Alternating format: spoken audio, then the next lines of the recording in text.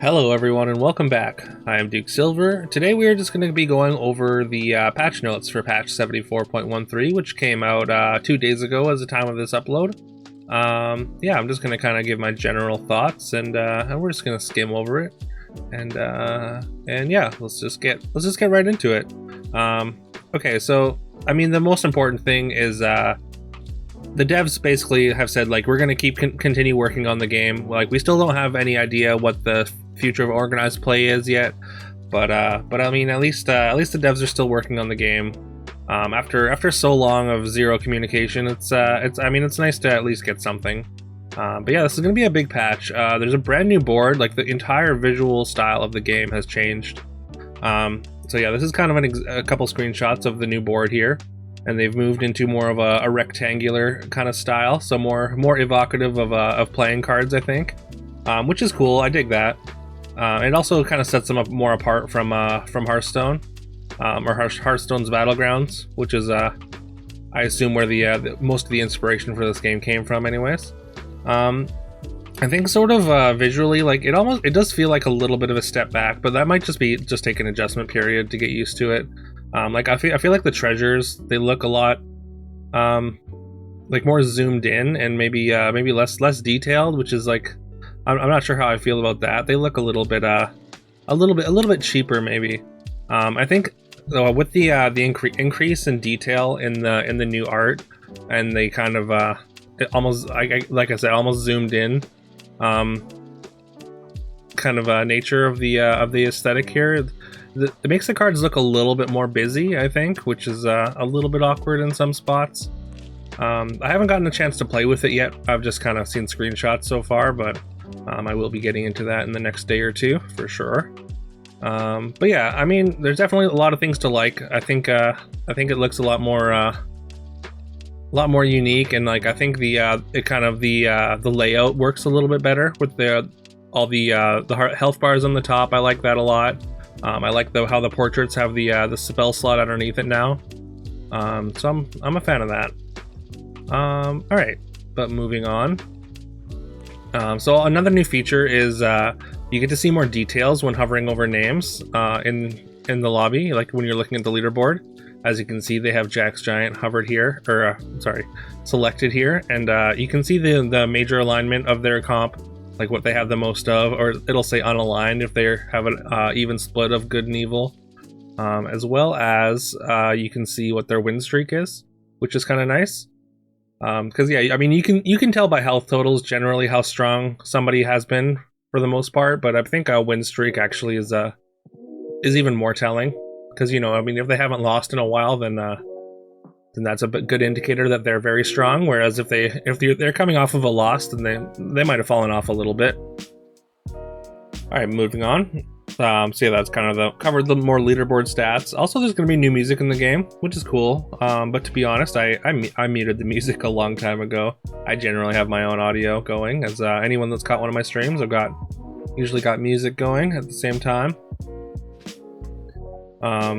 Yeah, and also there's a new tutorial section, which is cool. There's a new hero that they have for specifically the tutorial, which is just a hero that gains 1 health every round, which is an interesting choice to make a new hero and put it only in the tutorial. I mean, it's very simple. I doubt it would be very good anyways, but the fact that you don't have access to it is like, I don't know, kind of a weird choice, but I guess kind of cool. There's new untapped costume and hero frame. I mean, I do like this new skin, the dragon sculptor, turning Geppetto's summons into dragons. I guess the emotes are all right. I really like this dumb looking dragon. I mean, I would prefer to be able to get that without having to get the untapped premium. But that's still cool that it exists, just in case that is something that I acquire one day, but for now I'm not really that interested personally. Okay, moving on to balance changes, the stuff that's really important, I guess, for me anyways. Alright, so Sphinx finally gets an upgrade here. Long overdue upgrade for Sphinx. I mean, the health going down to 40 is a little bit much. But yeah, them adding the secondary ability here. It says your shop sells an extra spell if you have 20 or less health.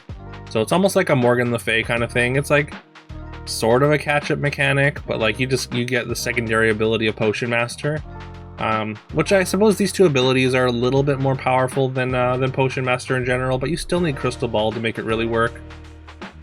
But I mean, so being able to see it, 2 spells at a time, if you drop low early can be nice because it makes you have a higher likelihood to find like relevant combat spells or experience, which can be ways to catch up. Okay, and there's a small buff for Mordred here. So instead of Mordred summoning the highest power character on your bench, it summons the character that is farthest left on your bench, which is a change people have been asking for a long time. So it's nice that they finally implemented that. It's not much of a buff, but it still gives you a little bit more control over your summons, which is nice. Okay, treasure changes. So Curse Throne down to level 2. I think this is definitely a great move. Curse Throne, just as a treasure, is generally pretty weak. It doesn't have a ton of synergies. I mean, obviously it's just royals, but like Monsters Matter is kind of the thing that you really want to pair with Curse Throne. Because yeah, the Slay +1/+1 permanently is like generally not even that good, even if you have a lot of royals. So the fact that it turns them into monsters is, I think, the most relevant text even. Alright, Summoning Portal has gone up to level 5, which would be concerning, but they did increase the power. They pretty much doubled the power of Summoning Portal. So this is one that I'm more interested in testing out. So when you summon a character, you give it +2/+2 for each character summoned this Brawl. So that's a huge stat boost. So yeah, I'm very interested in seeing how this does. Moving on, Evil Eye. They moved Evil Eye back to level 5. So I guess they decided that Evil Eye was too strong on level 4 and moved it up to 5. Which, I mean, kind of ruins the curve of supports. But I mean, it's probably a reasonable nerf for Slay. Because Slay can, like, if you just hit the right curve, then you can, Slay can end up being a little bit too consistent with Evil Eye into Horn. So I guess we'll see how this change goes, but I'm not 100% sold, but I kind of understand. All right, and because Evil Eye went to 5, they've got 2 new level 5 treasures, so they had to drop something down to 4, and they dropped Ugly Gosling Helm, one of the least picked level 5 treasures. So they dropped it down to 4, and it gets +10/+10 instead. So I think this is a relatively solid level 4 treasure. I think this is, I mean, I'm not sure, like, even how good it is even still on level 4. Like, I feel like, I mean, I guess since you can control it, actually, it does make it a lot better. I think this is going to go a long way for people are going to be using this basically just to flip Polywoggles, I think. Which I think is going to be good. It's going to be better on level 4 anyways, is what I'm trying to say. I think it's going to be a lot more potent on level 4 because, like, this kind of effect, I think getting it earlier is definitely more effective, and yeah, and I think it makes the value of Polywoggle go way up, I think. All right, so they removed Book of Heroes and they removed the Arc. I mean, I made a video about how much I dislike the Arc like last week, so I'm glad they removed the Arc. It just is too awkward. It just doesn't do enough as they kind of lay out here. And Book of Heroes is kind of a weird treasure. Because yeah, it really depends on what your opponents are playing, and yeah, it can be either a treasure that does absolutely nothing, or it can be incredibly good, and it's just like, it's just a little too random which one ends up being the case.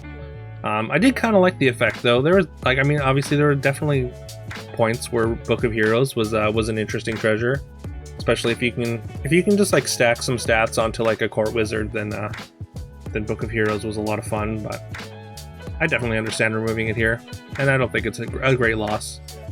Alright, so some character balance changes. Wretched Mummy went from a 2/1 to a 3/1. I think this is a good change. I think Mummy was like, if you can support it, like, it's fine. I still take it quite often, but I think as a 3/1, it's going to be a little bit, at least a little bit better here. So you can take it and probably don't need to support it, at least on 3.0, but you probably still want to get some extra attack on it at some point. Okay, so Fairy Godmother, they completely changed. So instead of giving your good characters +2 health for every time one of your good characters dies, it just gives your other good characters +2/+2. So basically, this is bossy for good characters, which is, I mean, it's going to be more consistent, I think, and it's going to make for, I guess, like a different feeling comp than. I mean, like, I guess you kind of want this in the same comps that you wanted it in before. But I guess the fights just aren't going to be as drawn out. And yeah, I don't know. I mean, I thought that this effect, the original Fairy Godmother effect, was really unique, and I did kind of like that. And this does, while I think it's probably like more effective in general, I do think this is this at least makes the character a little more boring, if not maybe better.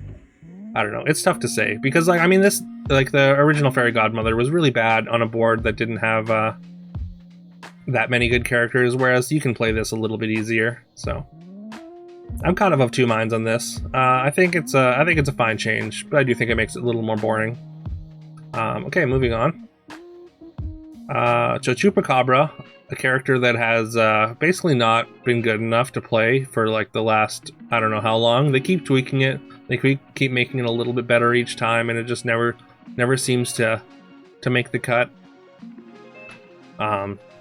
So yeah, they've changed it now to from Slay give me and the characters behind me +2 attack permanently to Slay give all your monsters everywhere +1 attack permanently. And I really like this change. In the way that that Fairy Godmother went from more complex to kind of a boring version, this went from like a pretty boring effect to like a pretty interesting effect. This card got more exciting rather than more boring, which is nice. And I think I'm gonna have to experiment with this one as well. And with Curse Throne on 2, I think a Curse Throne Chupacabra build might actually like, there might be something there now. I would like one or two more like Monsters Matter effects in the game. I think that would be really nice, because I feel like there's a couple that are like really good, like Monster Manual and this now. I mean, as well as like Oni Tyrant, we've seen is just too good on 5, but yeah, like I would like more Monsters Matter effects, basically, is what I'm trying to say. And I think this gets us closer to a world where monsters are a legitimate comp. But yeah, we're gonna have to test this out, and I'm excited to try it.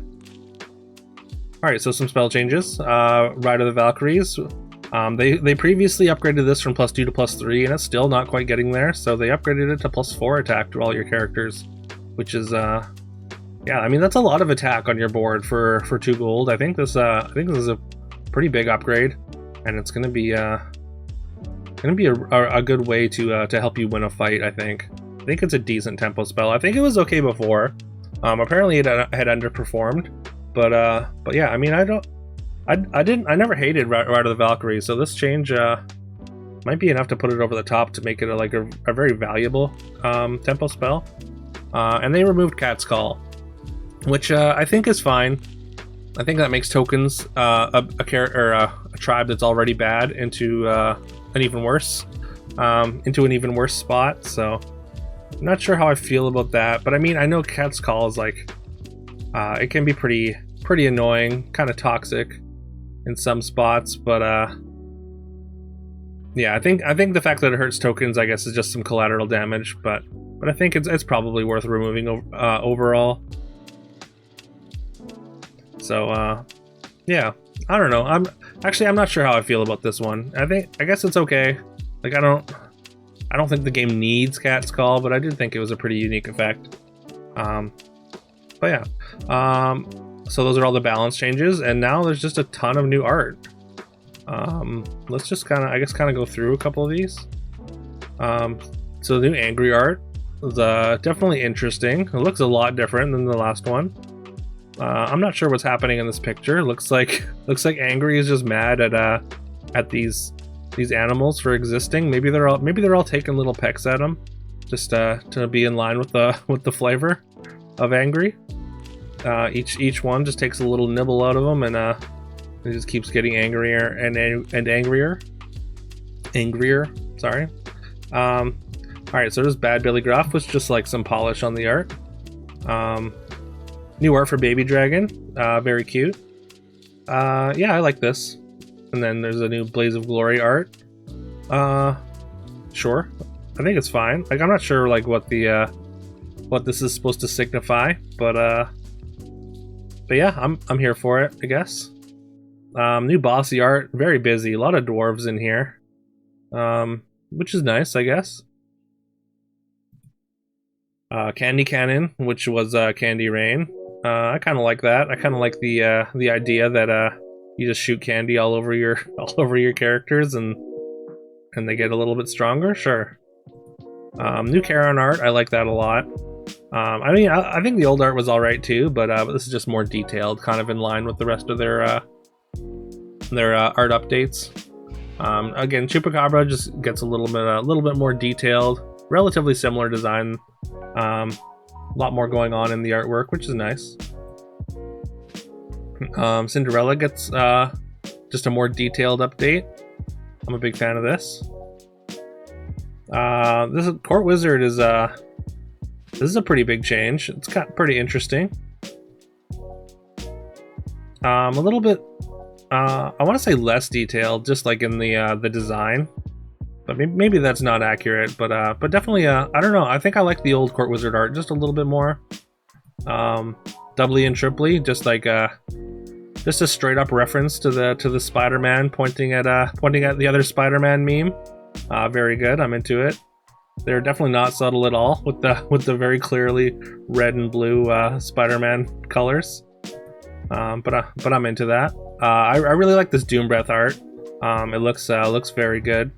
We're not going to be able to see it like this full art. I think this is definitely going to be one of those arts that's probably not going to look as good on the card, but like the zoomed in art is very, very good. I'm a big fan of this. Dragon Sculptor Geppetto, we kind of saw that already. I like the Feed the Kraken art. We got the new design for Jormungand, which is I think supposed to be like more in line with what the description is in sort of mythology. Having little Lady in the Tramp spaghetti date with Feed the Kraken. Again, very cute. Headless Horseman gets some new art. I guess this is gonna be like sort of a Spooky Forest themed thing. I wonder if it's gonna get moved over to like the Spooky Forest roster, if and when we get the Spooky Forest expansion, because that would make a lot of sense based on that art. New Holy Grail, just a little more detailed, a little mouse poking out. It's nice. Hungry Hippocampus straight up has the Little Mermaid in the art. All right, interesting. And here's the new Jormungand art, which I really like this. I think they've given Jorm a lot more personality with this art, and yeah, I'm a big fan of this design. Personally, I like the kind of scale with the mountain in the background and everything, and yeah, just very, very happy with this new design. We got a little Kidnap, which is I believe this is a reference to Goatnap in MTG, so I'm into that. As of course that would be why they chose Billy Gruff. Krampus Slay looks like it's just like a little bit more detailed. Lonely Prince, just a little bit of polish. Magic Research looks pretty much the same. Just added a little extra detail, I think. Magic Runes now was Rune Stones. Yeah, it looks fine. New Masquerade Ball art is definitely more detailed, but kind of the same spirit. We finally get a new hat to go with the new Crystal Ball art, which is nice. Mrs. Claus this is just the same art, as far as I know. Some polish on the Prize Pig art. Riverwish Mermaid. This is kind of an interesting redesign. You can see it's giant, apparently, kind of dwarfing the size of or next to this boat, which is kind of cool. The Soltak art, I think, is very nice. I like the fact that it's got a bunch of animals in the branches as it's protecting them as they're in the back line. I think that really works flavor wise. So I dig that. New Spear of Achilles. It's just a different spear, a little more detailed. Some polish on Spellweaver. New Sporko. Looks very reminiscent of a Black Mage from Final Fantasy, which is kind of cool. I'm into that. New Staff of the Old Toad. Definitely just like more detail, which is kind of the running theme. Is they just added a lot more detail to some of them and some of these and kept the spirit of them, which is cool. But yeah, we should try and get through these a little faster because there's a lot. Stone Skin. I like the Stone Skin art. This is the new Tiny. I really like this this version because the other Tiny just looked like a regular dwarf, whereas this actually has some scale, and you're comparing it to other dwarves, which is kind of cool.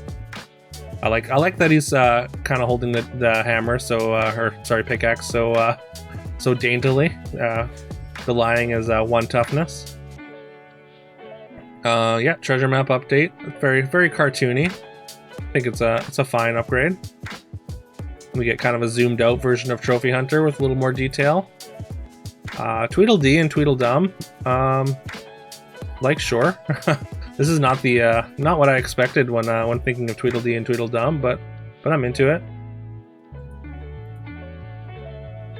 Up the Ante. They changed Reckless Wager's name again to Up the Ante, and with this art, I think that makes a lot of sense. So I like that. The White Stag looking a lot better, a lot more majestic, and just a lot more detailed, of course. Witch's Brew. This is the +1/+1 to an evil character, I believe. But yeah, I like that. I like that it's just like a potion. And it's kind of the same treatment that we got for Trophy Hunter, we get for Zelhua, kind of a zoomed out, more detailed version. This is Iggy, this is the tutorial hero. And Zebracorn, which was Rainbow Unicorn. And yeah, I like the name change too. It's a little more fantasy-like rather than just calling it Rainbow Unicorn. But yeah, so that's it. That's the patch. A lot of art. There's a bunch of renames. There's kind of and bug fixes here, which I'm not going to go over in detail. This has already gone on kind of long enough. But yeah, definitely let me know what you think of the new board. What do you think of the changes? I would absolutely love to hear your thoughts down in the comments. And yeah, if you feel so inclined, please leave a like and subscribe. It really helps the channel, and I really appreciate it. And yeah, I hope you all have a great rest of your day, and I will see you tomorrow.